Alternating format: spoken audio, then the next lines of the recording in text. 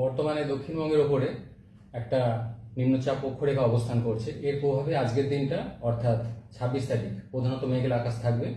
হালকা থেকে মাঝারি ধরনের বৃষ্টিপাতের সম্ভাবনা থাকছে দক্ষিণবঙ্গের জেলাগুলিতে। বৃষ্টিপাত কিছুটা বেশি থাকার সম্ভাবনা রয়েছে পূর্ব পশ্চিম মেদিনীপুর এই জেলাগুলো। এই জেলাগুলো দু এক জায়গায় ভারী বৃষ্টিপাতের সম্ভাবনা রয়েছে আজকের দিনটা।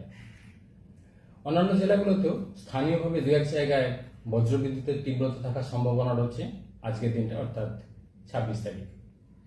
27 তারিখেও প্রধানত মেঘলা আকাশ থাকবে, হালকা থেকে মাঝারি ধরনের বৃষ্টিপাতের সম্ভাবনা থাকবে। কিছুটা বৃষ্টিপাত কমবে তুলনামূলকভাবে 28 তারিখে।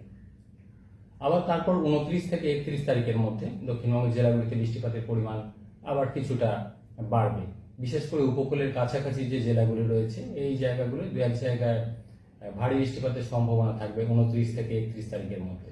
যদি 29 তারিখে বলা হয়, উত্তর দক্ষিণ 24 পরগনা, হুগলি, পূর্ব মেদিনীপুর এই জেলাগুলিতে কিছুটা বৃষ্টিপাতের পরিমাণ বেশির দিকে থাকার সম্ভাবনা এবং দু এক জায়গায় ভারী বৃষ্টির সম্ভাবনা 29 তারিখে।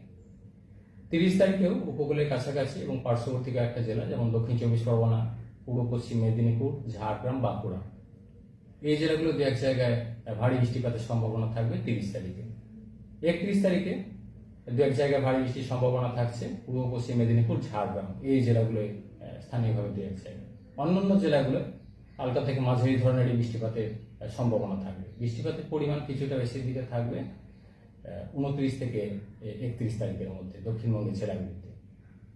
কলকাতা পার্শ্ববর্তী অঞ্চলের জন্য আজকের দিনটা অর্থাৎ 26 তারিখ মেঘলা আকাশ, দু এক পশলা হালকা থেকে মাঝারি ধরনের বৃষ্টিপাতের সম্ভাবনা রয়েছে।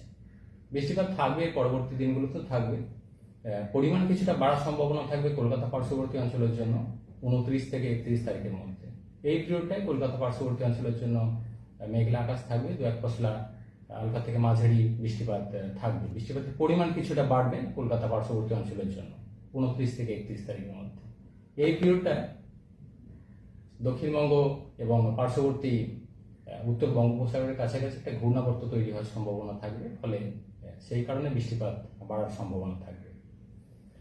উত্তরবঙ্গের ক্ষেত্রে আজকের দিনটা অর্থাৎ 26 তারিখ কিছুটা বৃষ্টিপাত বেশি থাকবে দার্জিলিং, কালিম্পং, জলপাইগুড়ি, কোচবিহার, আলিপুরদুয়ার এই জেলাগুলোয় দু এক জায়গায় ভারী বৃষ্টিপাতের সম্ভাবনা থাকছে আজকের দিনটা।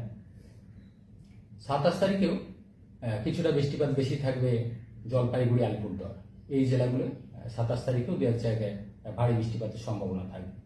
তারপর ধীরে ধীরে উত্তরবঙ্গের ক্ষেত্রে বৃষ্টিপাত পরবর্তী দিনগুলোতে কিছুটা কমের দিকে থাকবে।